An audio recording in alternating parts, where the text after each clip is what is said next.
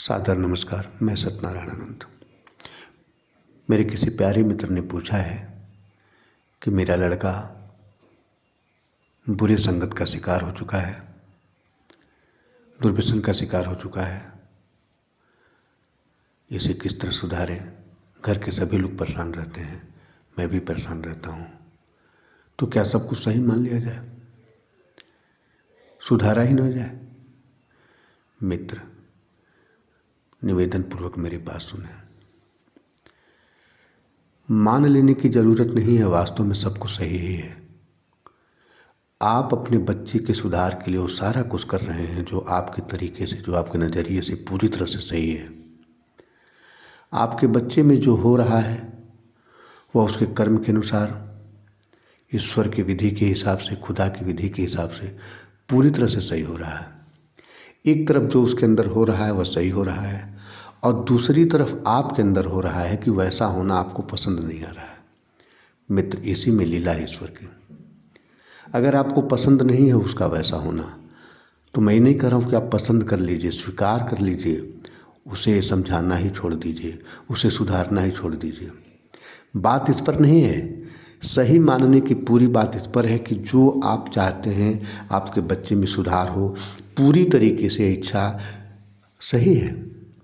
इस इच्छा का स्वागत है, स्वागत आप करिए, स्वागत करिए कि आप चाहते हैं कि आपके बच्चे में सुधार हो, लेकिन स्वागत इस बात का करिए कि आपका बच्चा उस तरह का है जिस तरह का वह है। अब अगर आप सुधारना चाहते हैं इस धर्म युद्ध में, सुधार युद्ध में, वास्तव में मजबूत होने की ज़रूरत किसे है? आपको।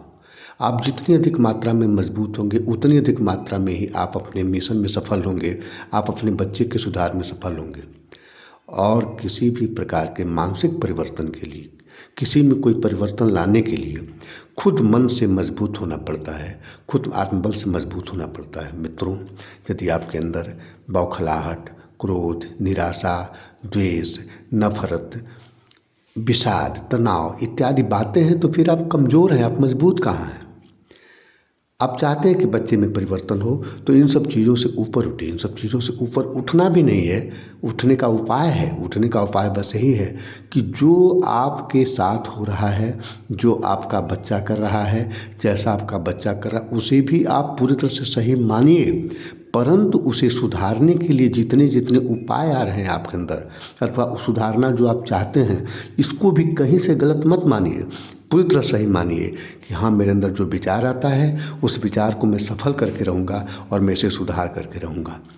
तो ऐसा करने में अगर आप उसे दोष दे करके, उसे गलत मानकर समझाने की कोशिश करेंगे, करते हैं लोग, तो निश्चित रूप से आपके अंदर पहले बौखलाहट हो जाएगा, देखते ही क्रोध हो जाएगा, देखते ही तनाव हो जाएगा, चिड़चिड़ाहट पैदा हो जाएगी, आपका धैर्य समाप्त हो जाएगा और आप गाली गलौज पर उतर आते हैं, आप उसे अपशब्दों पर उतर आते हैं। और समझाने का जो प्रभावशाली तरीका है वह आपके अंदर, हमारे अंदर किसी के अंदर नहीं आ पाता है।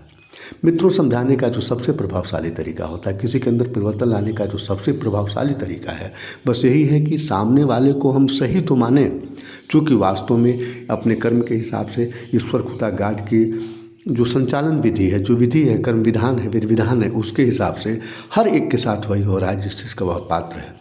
तो बच्चे को सही मानते हुए आपके अंदर जितनी भी बातें आती हैं सुधारने की जो ललक है, सुधारने का जो भावना है, निश्चित रूप से आप ऐसा करें, उसमें मनाही नहीं है, उसको करना ही है आपको, परंतु बच्चे को सही मानते हुए।